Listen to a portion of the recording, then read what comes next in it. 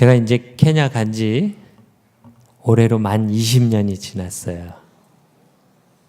그 20년 동안 사실 이 겨울을 한국에서 보낸 거는 한 번쯤 있었던 것 같아요. 이번에는 예상치 못하게 이 겨울을 또 한국에서 보내게 됐어요. 그래서 지난번에 케냐 총회장님을 모시고 왔다가 이제 들어가지 못해서 결국은 이제 있게 됐어요. 아시는 분들은 알겠지만 저는 이번 이렇게 또 사건들을 겪으면서 하나님께서 자고하지 않게 하기 위해서 또 이렇게 안식년을 예비하셨구나 그런 생각을 했어요. 제가 어디 쓴 글에 선교사들에게 쓴 글에 한국의 목사님들도 안식년 안 하는데 선교사가 무슨 안식년이 필요하냐. 선교지에서 일하고 사는 것이 힘들면은 때려치고 돌아가야지. 그렇게 제가 글을 쓴 적이 있어요. 그런데 이제 이렇게 본의 아니게 저희 집사람이 이제 암 진단을 받아갖고 수술을 하고 치료를 받느라고 이제 남아있게 되면서 내가 좀 교만했구나. 이곳에 있으면서 쉼이 필요하다는 것을 또 발견을 했어요. 자, 영상이 나왔으니까 20년 동안 대략 어떤 일들을 했는지, 그리고 오늘 교사 헌신 예배인데 교육과 선교가 어떻게 관련되는지 연관이 되는 것 같아서 한번 영상을 볼 필요가 있겠다, 그런 생각을 해서 영상을 준비했습니다. 잠깐. 죄송합니다.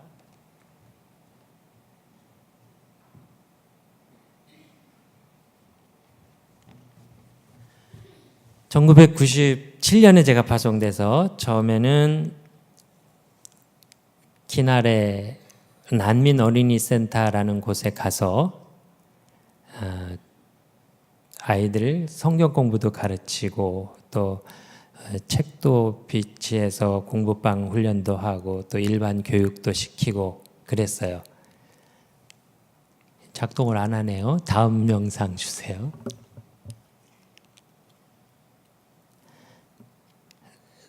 다음. 그때 제가 이제 기억하기에는 신사철 장로님이 회장이셨던 것 같은데 시므온 선교에서 또 귀한 헌금 보내주셔갖고 저렇게 감사해요. 시므온 선교에 제가 아프리카 갔으니까 거기 되게 더울 줄 알았는데 갔더니 너무 추워요. 그래서 저렇게 방한복, 지금 요즘 입을 만한 방한복을 입혀서 일했던 그런 기억이 납니다. 다음. 그리고 이제 2000년도부터는 그 당시에는 동아프리카 장로교 신학대학, 지금은 종합대학이 됐는데 해서 일을 했어요. 다음. 전경, 우리 대학 전경이고, 그 다음 또 목회자, 주로 했던 일은 목회자들 양성하고 그들을 위한 신학훈련을 했습니다. 다음. 네, 그 신학생들 그때는 이제 디플로마 전문대학 과정이었고, 그 다음 또 그 다음. 그리고 이제 최근에는 학위를 줄 수 있는 대학으로 승격이 되어서 신학생들을 계속 쉬지 않고 키웠습니다. 그 다음. 그리고 이제 저희 집사람은 그 대학교에 교회 음악과를 집어넣기 위해서 그 시작 일환으로 대학 합창단을 조직하고 대학 성가대를 만들어서 지도를 했고요. 다음. 네, 다음. 네, 다음. 그리고 두 번째로 또 하는 일 중에 하나는 현지에 있는 장로 교단의 노회에서 협력 목회 사역을 했어요. 다음. 레드힐 교회라고 하는 곳에 이제 담임 목사를 취임을 해서 한 4개 교회가 하나가 아니라 4개 교회를 담당했고요. 그 다음. 네, 다음. 다음. 제가 일했던 동부아프리카 장로교단은 우리 교회는 잘 모르겠지만 세계적으로는 아주 유명한 교단이에요. 뭘로 유명하냐면 이제 1970년대에 아프리카 교회들이 막 일어나면서 이제 우리 선교사 필요 없다. 선교사 다 돌려보내고 우리끼리 한번 해보겠다. 니네가 너무 많이 도와주니까 우리 교회가 크지 않는다 해서 선교사를 돌려보냈던 적이 있어요. 그 일을 했던 대표적인 교단이 바로 이 동아프리카 장로 교단이에요. 그 말을 했던 교단 총무가 얼마 전에 돌아가셨는데, 근데 그 교단에서 저를 이제 반대로 초청을 해갖고 그 교단 역사상 처음으로 그 교단의 교회를 맡기고 담임 목사를 시켰던 거예요. 역사에는 기록이 안 되겠지만 사실은 또 하나의 선교 역사의 중요한 이정표로 제 나름대로는 생각할 수 있는 사건이었어요. 그 다음에 저는 이제 단순하게 학생들을 가르치는 일뿐만 아니라 선교사로서 현재 어려운 사람들을 돌봐야 되겠다는 그런 부르심이 있어서 그 나록에 있는 나록이라고 하는 곳에서 고아원을 돌봤어요. 그 다음 아이들에게 신앙 훈련도 시키고 그 다음 뭐 주로 이제 제가 하는 많은 일 중에 하나는 저렇게 맨날 과일 사다 썰어주고 고기 사다가 구워주고 먹이는 일이 주로 제가 하는 일이었어요. 그 다음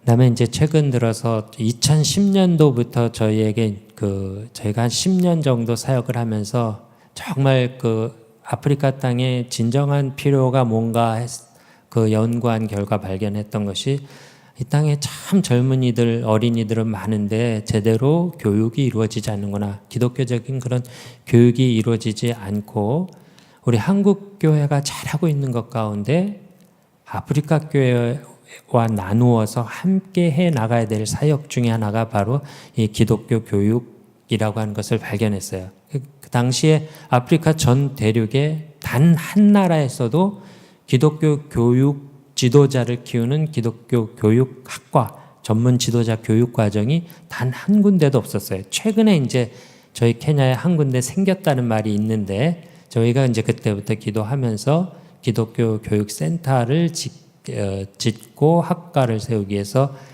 최선의 노력을 다했습니다. 지난 2년 동안 2016년, 17년 동안은 제가 여기서는 목사님이고 또 신학교에서는 신학교 교수였지만 저거 짓는 동안은 제가 노가다 십장이었어요. 뭐 벽돌도 나르고 맨날 시멘트 사다가 날라주고 뭐 페인트 칠도 하고 안 한 일이 없이 설계도 하고 아주 고생했습니다. 그 다음 지난 5월 30일 드디어 헌당식을 했고 다음 내부시설 저희 강의실 또 학과장실 교수연구실 화장실 아주 1급으로 적기 때문에 한번 넣어봤어요. 그 다음에 손님방 우리 아직 교수 요원들이 없기 때문에 외국에서 교수님들을 초청해다가 손님방에 재워가면서 강의를 하기 위해서 손님방도 집어넣었어요. 그리고 저희가 여기 한국에 들어와 있는 동안 9월 달에 드디어 이제 첫 번째 학생들을 받았어요. 숫자는 많지 않아요. 처음이라 저희도 없고. 근데 저기 한가운데 뚱뚱하신 아주머니 한 분 계시죠. 그분이 학장님이세요. 그래서 지금 기독교 교육학으로 PhD 과정, 박사 과정을 마지막 이제 논문을 쓰고 계신 분인데 여러분들은 잘 모르고 기억 못 하시겠지만 2010년도에 저분이 여기 다녀갔어요. 그때 2010년도에 케냐에서 기독교 교육을 담당하는 교사들, 선생님들 가운데 지역 대표 5분을 뽑아가지고 저희가 여기 신입교회도 데리고 왔고 잘하고 있는 기독교 교육 현장을 보여주면서 그때 비전을 심었어요. 그분이 결국은 저기 초대 학과장을 맡아서 저희가 없는 틈에 이제 학생들을 저렇게 새로 받아서 이제 전문 디플로마 과정으로 시작을 했습니다. 이제 케냐 선교를 위한 기도 제목. 첫 번째는 우리 케냐 선교를 위해서는 나라의 정치적인 안정이 굉장히 중요한데 2007년도에 정권이 바뀔 때에 그것을 순복하지 못하는 부족 간의 갈등이 생겨서 1,000명 이상의 사람이 죽었어요. 그때 심지어는 케냐 사람들은 예수 믿는 사람들이 많은데 심지어는 다른 부족의 사람들을 교회에다가 판자로 지은 교회에다 몰아놓고 밖에서 불을 질러서 죽이는 그런 일들까지 있었어요. 그러니까 굉장히 무서운 일이었죠. 네, 여러분 저기 한가운데 목회자 가운 입은 보라색 옷을 입은 분 잘 기억하실지 모르겠지만 지난 9월에 여기 수요일 날 와서 말씀 전하신 우리 교단 총회장 무함바 목사님이세요. 그 오른편에 있는 분이 케냐 대통령이에요. 그리고 그 뒤에 있는 분이 케냐 부통령이에요. 그러니까 케냐에서는 장로교 총회장님은 대통령급이에요. 그래서 우리 교회 가운데 정치하는 사람 가운데 중요한 한 분이 돌아가셨을 때 대통령이 참석하시고 또 우리 총회장님이 취임하실 때 꼭 대통령이 참석하시고 국회를 열면 우리 총회장님이 가서 기도해 주시고 그러세요. 그 다음 두 번째 기도 제목은 케냐의 기독교가 정말 온전한 성숙한 그런 기독교가 되어서 그런 선교적인 교회가 되었으면 좋겠다. 그것을 위해서 또 기독교 교육이 필요한 거죠. 세 번째는 저희가 이제 시작한 기독교 교육센터 사역이 특별히 지금은 이제 전문대학 과정으로 시작하지만 곧 이어서 학위를 줄 수 있는 학위 과정, BA 과정으로 인가받기 위해서 준비하고 기도하고 있어요. 그리고 특별히 그 교수 요원들을 확보해서 그 인재를 양성해서 그분들이 스스로 가르칠 수 있도록 그런 석박사 학위 소지자들이 많이 나올 수 있도록 잘 준비할 수 있도록 세 번째는 학생이 잘 모집되고 인원이 확보될 수 있도록 특별히 케냐는 지정학적으로 그 버스를 타고 우간다, 탄자니아에서 올 수 있는 나라예요. 그 주변에 기독교 교육학과는 아무 나라에도 없어요. 학생들이 와서 그곳에서 기독교 교육학을 배워서 자기네 나라에 맞는 성경 공부 교재도 만들고 기독교 교육을 계속 잘해 나갈 수 있는 그런 그 기관이 되길 원하는데 그것을 위해서는 학생들이 많이 모집이 되어야 되는데 기독교 교육학과를 나와가지고는 취업하기가 좀 어렵겠죠. 그 목사님들은 그래도 교회라도 해서 또 이렇게 해 나갈 수 있지만 이 기독교 교육학이 왜 필요해? 기독교 교육을 왜 해? 아프리카 사람들은 수십 년 동안 그런 게 없었기 때문에 그냥 열심히 찬양 부르고 그냥 기도하면 되지 이렇게만 생각할 수 있기 때문에 학생 모집하는 게 쉽지 않아요. 그렇지만 하나님께서 꼭 필요한 일이면 보내주실 줄 그렇게 믿어요. 저기 보면 그 옆에 기통가 목사라고 보이죠. 그분이 누군지 아세요? 저희 주보에 보면 교육파송이라고 써 있어요. 기통가 목사님. 작년 한 해 동안 여러분들이 도와주셔서 우리 장로회 신학대학에 학생으로 등록하고 1년간 잘 공부해서 석사를 받아가지고 지금 저희 학과의 교수로 자기 그 다른 곳에 교회를 맡아서 일을 하면서 또 일주일에 3시간 와서 무료로 돈 안 받고 무료로 교수로 학생들을 가르치기 시작했어요. 그래서 제가 이 자리를 빌어서 감사드리는 것은 특별히 여선교회가 작년에 저분을 많이 도와주셔서 무사히 공부를 마쳤는데 그렇게 안 보이게 여러 가지로 도와주시는 것이 아프리카 땅에서 아름다운 그런 선교의 열매로 맺어지시는 것이라 다시 한번 감사를 드립니다. 다음 그리고 마지막으로 저희 가정의 가족들의 그 건강과 우리가 하고 있는 이런 사역들을 잘 계속적으로 감당할 수 있도록 기도해 주시기를 부탁드립니다. 네, 우리 선교 보고는 여기까지 하고요. 예, 꺼주세요. 예, 다음. 예, 감사합니다.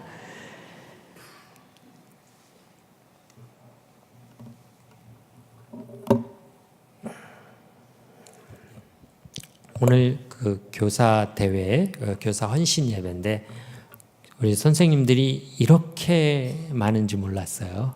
오늘 2번 깜짝 놀라네요. 낮 예배 때 그 솔티 말씀 암성학교 어린이들이 저를 그렇게 놀라게 했는데 말씀을 진짜 암송하는 건지 제가 안 믿어져서 혹시 앞에서 누가 이렇게 판례를 혹시 보여주고 있는 게 아닌가 하는데 아니었던 것 같아요. 다 외운 거 맞죠?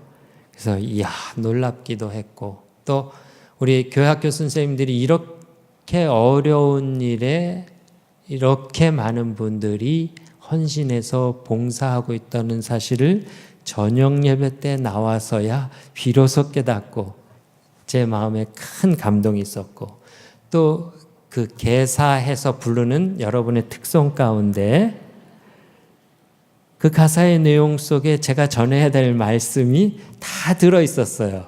그래서 더 이상 말씀을 안 해도 여러분들이 잘 하실 줄 그렇게 믿고 감사합니다. 또 우리 시온성가대 찬양 감사했어요. 그동안 참 저는 그 한국에 오면은 웬만하면 그 신입교회 안 와요. 말씀 전하라고 할 때만 오고. 근데 여러 가지 이유 중에 하나는 저는 그냥 예배를 좀 아무것도 아닌 사람, 아무도 나를 모르는 곳에서 하나님께 예배만 좀 드려보고 싶다. 옛날에는 여기서 목사였으니까 뭐 이게 그렇게 쉽지가 않았고 그게 케냐 가서도 저희는 어느 교회를 가든지 외국 사람이잖아요. 그러니까 사람들이 다 쳐다보고 애들은 만져보고 가면 따라다니고 그 정말 예배다운 예배를 드리는 것이 쉽지가 않아요. 하다못해 이제 막 천막교회는 노천 예배를 드릴 때도 말씀 전하러 갔어도 또 그 예배가 막 2시간, 3시간 되면 화장실 필요할 때가 있잖아요. 화장실은 저 뒤에 이런 그 함석으로 만든데 화장실 가면 다 쳐다봐요. 그러니까 얼마나 불편해요. 그래서 한국에 오면은 그래도 다 나를 모르는 아무도 모르는 곳에 가서 예배를 좀 드리는 게 좋겠다. 그래서 가능하면 이제 신입교회 안 오고 정말 하나님만 바라보고 예배 드릴 수 있는 곳으로 간다. 그렇게 생각하고 예배를 다니곤 했는데 그런 곳에서 그 드리는 예배 속에 느끼는 것은 그곳에서 저는 낯선 사람이에요. 옆에서 앞에서 말씀 전하는 분이나 내 옆에서 인사를 나누는 함께 예배드리는 사람들이 다 낯선 사람들이니까 하나님만 바라보고 예배를 드린다지만 여전히 서먹하고 이질감을 느끼게 돼요. 그런데 이제 이번 기간에는 본의 아니게 이제 선교관에서 기숙을 하면서 지금 몇 달째, 2달째 그러고 있는데 새벽 예배 나오고 수요일 날 나오고 주일 날 나오고 이러다 보니까 제가 딱 느끼는 것이 있어요. 예배가 안식이구나. 그러니까 저를 아끼고 저를 위해서 늘 기도해 주시는 여러분들과 함께 하나님 앞에 예배드리는 그 시간이 저에겐 진짜 안식이라는 것을 예배를 참석할 때마다 그때마다 정말 하나님 이게 정말 안식이군요. 그런 고백을 하게 돼요. 또 아름다운 찬양을 들을 때 또 그런 마음이 정말 너무너무 좋았어요. 또 우리 손인원 목사님 너무 찬양을 잘하셔서 내가 콘서트에 왔는지 몸 안에 있는지 몸 밖에 있는지 구분이 안 갈 만큼 너무너무 좋았습니다. 감사드리고 또 여러 가지 제가 또 감사드려야 될 것은 말씀과 함께 프로그램을 통해서 제일 먼저 한 게 뭔지 아세요? 케냐의 우리 기독교 교육센터를 위해서 말씀과 함께를 전 교인이 참여해서 읽으면서 헌금해 주셨어요. 그게 얼마나 감사한지 몰라요.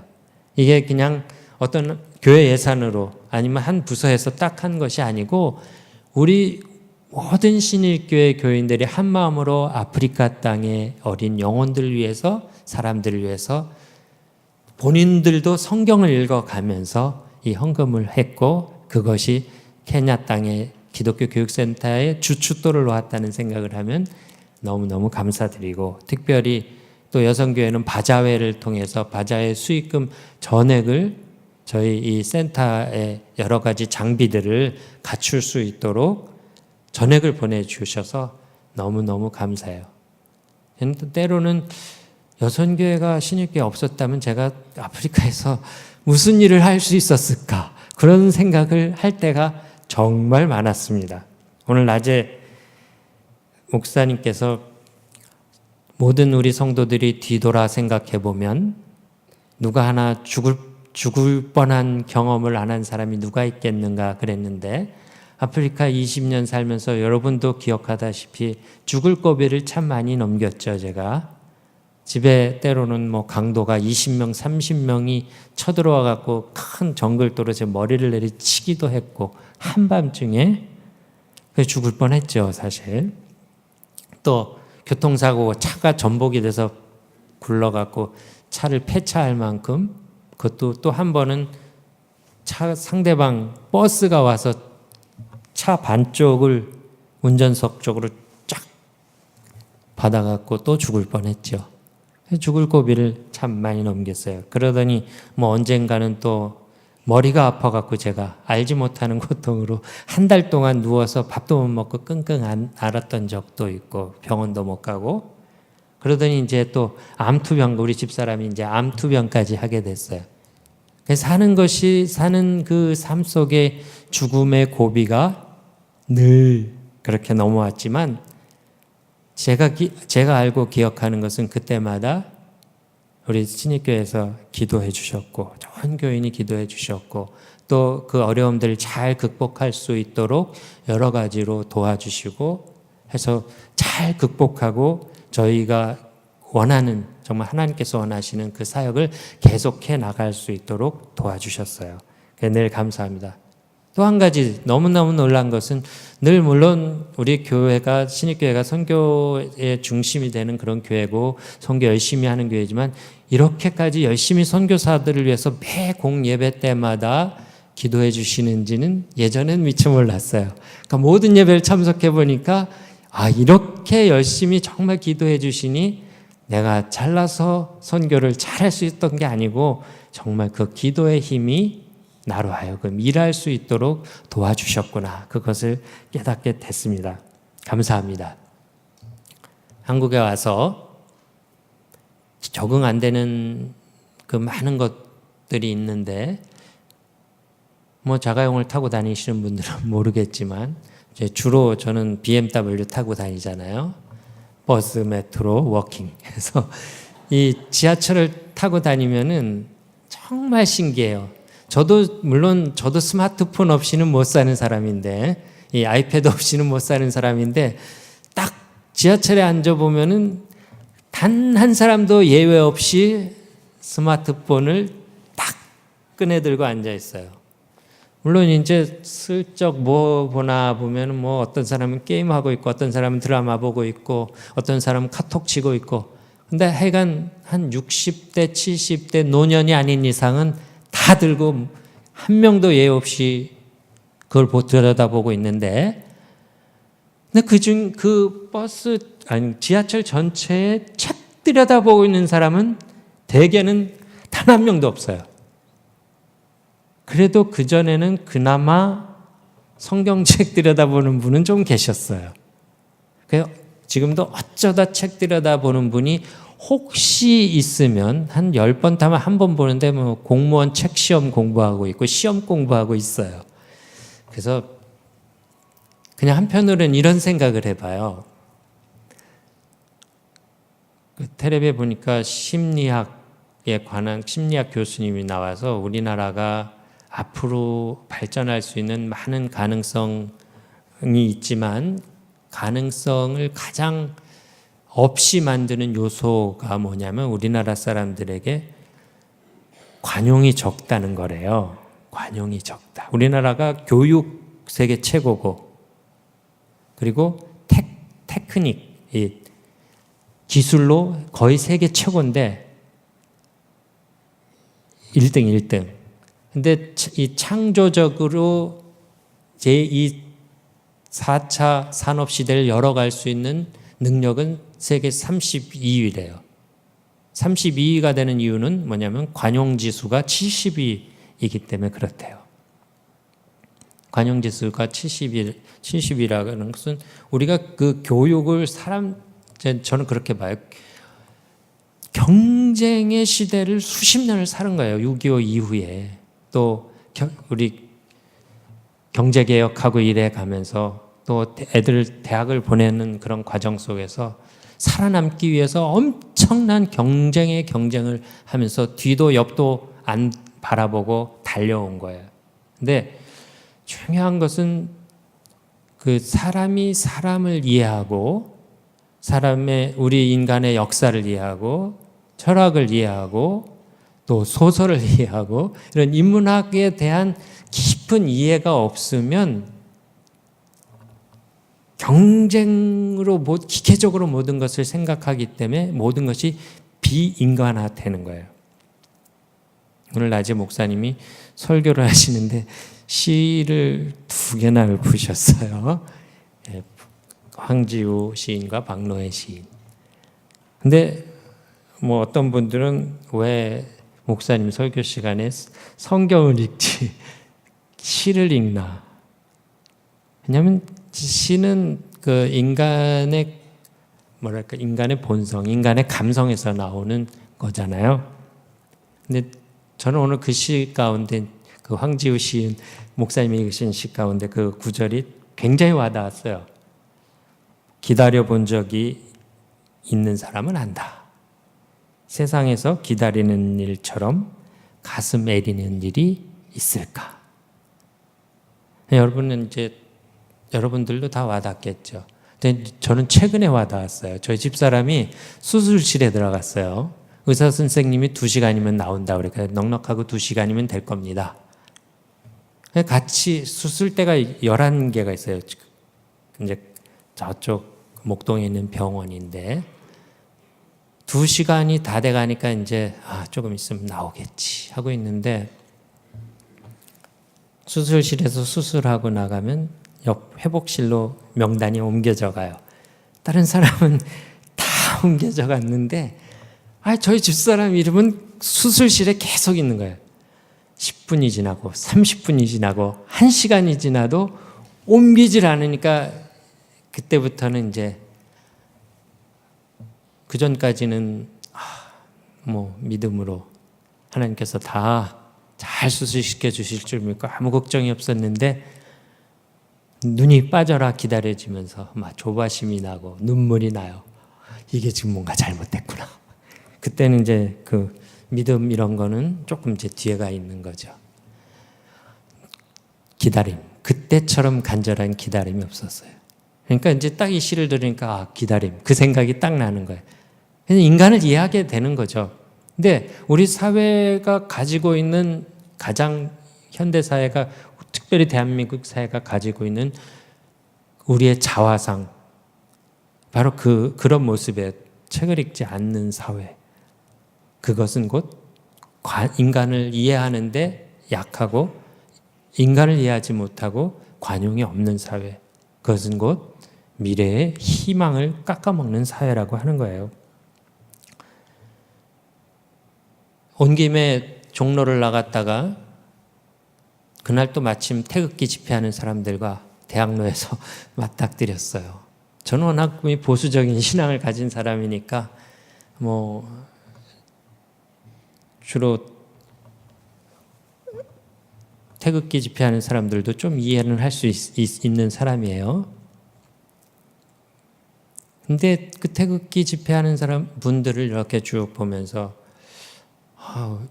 이분들 들리는 말에 의하면 이분들이 상당히 보수적인 신앙을 가진 기독교인들이 많다고 하는데 또 대부분 어르신들이었는데 그 얼굴에는 어떤 그 살기가 느껴졌어요. 죄송합니다. 제 느낌이 그랬다는 거예요. 그래서 살기는 사실은 그 촛불 대통령 물러가라 하는 사람들 얼굴에서 느껴져야 되는데 왜 대통령 살려내라 하는 사람들 얼굴에서 느껴질까? 그래서 물론 여러분들은 안 그렇지만 그리고 대다수의 기독교인들이 한국 기독교인이 안 그렇겠지만 우리 기독교가 가지고 있는 우리가 잘못 교육한 신앙의 한 그런 모습이지 않은가 그런 생각을 거기서도 제가 가져봤습니다.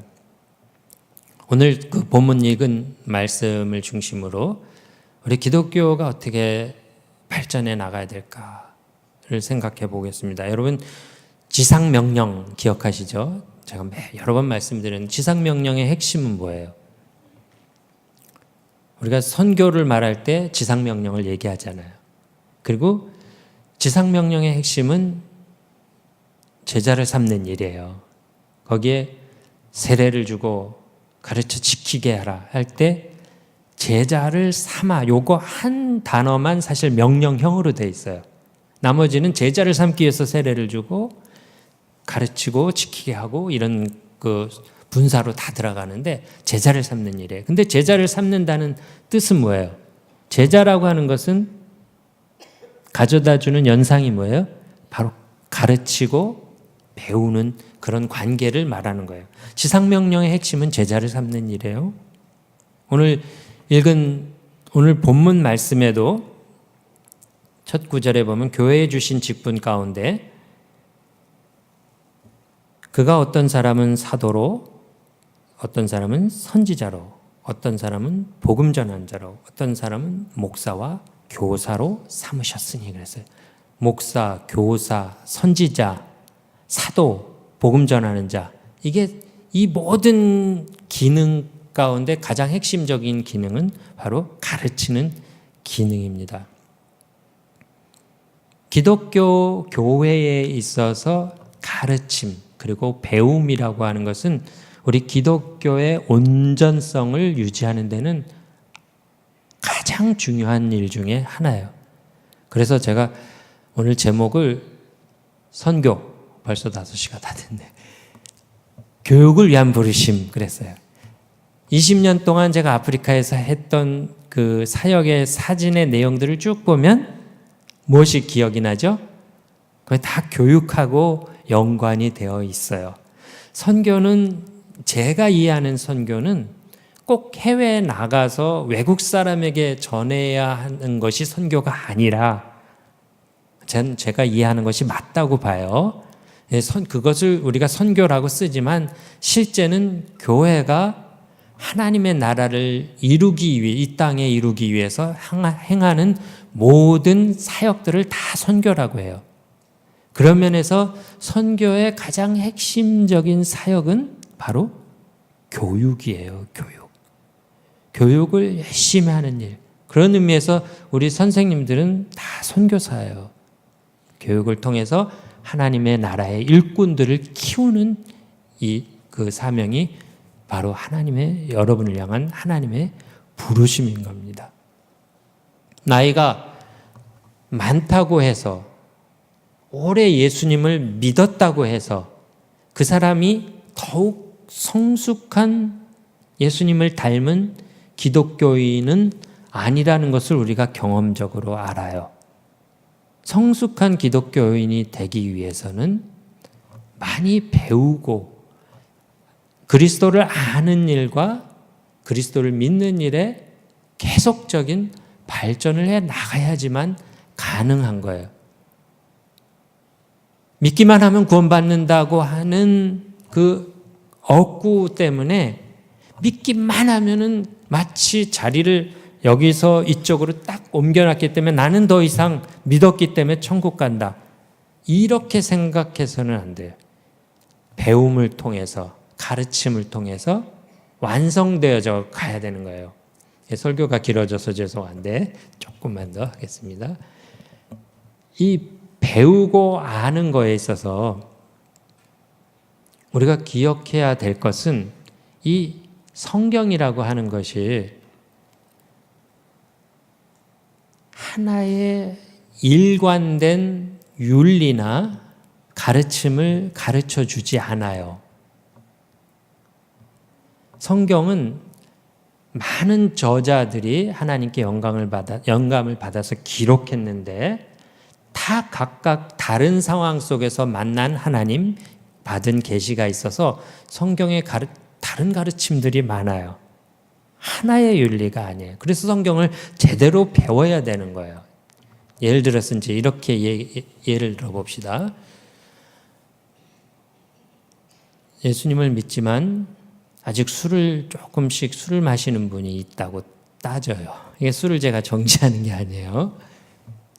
이분은 어느 구절을 읽을 때 감동을 받을까요? 예수께서 가나에서 물이 변하여 포도주를 만드셨다. 이분은 그 구절 보면 참 좋아. 예수님께서도 우리에게 술을 만들어 주셨구나. 술이 죄면은 왜 만들어 주셨을까? 그러니까 술 좀 마시는 것 괜찮다. 그렇게 생각했어요. 근데 나는 예수 믿었기 때문에 술 끊었다. 나의 믿음의 확증은 내가 술 안 마시는 것이 내가 그리스도인이라고 하는 증거다라고 생각하시는 분은 어떤 구절의 은혜를 받을까요? 술 취하지 말라. 이는 방탕한 것이니 오직 성령 충만을 받으라. 그래, 예수님 믿는 사람은 포도나무에서 난 것을 쳐다봐서도 안 돼. 이 구절에서 은혜를 받아요. 그죠? 또 교회 봉사를 열심히 하는 분들은 하나님께서 복을 주신다. 이런 그 구절에 감동을 받지만 또 어떤 구절에는 주의 일을 게을리하는 자는 저주를 받을지어다. 이런 구절도 있어요. 성경에. 신약 성경에. 주의 일을 게을리하는 자는 저주를 받을지어다. 이건 크리스찬들에게 하는 얘기예요. 그런 구절에는 은혜가 전혀 안 오죠. 그러니까 많은 상황 속에서 다른 각도에서 성경은 기록되어졌고 말씀되어졌기 때문에 우리 각자의 삶 속에서 상황에 맞춰서 가르쳐주는 말씀의 바른 진리를 경험하고 배워야 되는 거예요. 그런데 어떻게 배우느냐? 오늘 본문 말씀에 보면 이 말씀을 자기가 골방에 들어가서 성경책을 수십 번 읽는다고 배워지는 것이 아니고 16절 보면 그에게서 온몸이 각 마디를 통하여 도움을 받음으로 연결되고 결합되어 각 지체의 분량대로 역사하여 그 몸을 자라게 하며 사랑 안에서 스스로 세우느니라. 특별히 각 마디를 통하여 도움을 받음으로 연결되고 결합되어 말씀을 깨닫게 되고 우리가 자라간다고 하는 거예요. 그것은 우리 신앙의 성장이라고 하는 것은 다른 지체들을 통해서 해석이 새로이 되어지고 문제 해결이 되어지고 성장해 나간다고 하는 그런 뜻이에요. 우리 교회 안에는 사실 그 많은 지체들이 있어요. 우리가 봉사의 기관을 통해서 성가대도 있고 각종 여선교회, 남선교회, 또 구역도 있고 교회 학교, 또 청년회. 그런데 제가 기억하기도 제 신앙이 가장 뜨겁고 열심히 배웠던 때는 어느 공동체에 속해서 그 공동체에서 열심히 활동하면서 서로 위로가 되고 격려가 되고 함께 찬양하고 함께 기도하고 함께 말씀을 나누는 가운데 성장이 이루어졌어요. 저처럼 가끔 이렇게 투명 인간처럼 와갖고 예배만 드리고 가갖고는 신앙이 성장을 할 수가 없다고 하는 거예요. 각 마디를 통하여 도움을 입음으로 우리가 연결되고 그리스도의 사랑 안에서 스스로 세워져 나간다. 말씀 맺겠습니다. 기독교는 배움의 종교예요. 제가 배우고 여러분이 또한 가르쳐야 돼요. 가르치는 그 일을, 가르치고 배우는 그 일은 우리 성도가 어떤 지체든지 속하고 다른 지체들을 통해서 도움을 받고 결합하고 도와주고 내가 해석한 그 성경 말씀을 권면하고 이것을 통해서 그리스도의 몸을 세워가게 될 때에 하나님의 나라가 온 세상에 든든히 서가게 되는 줄로 믿는 것입니다. 기도하겠습니다.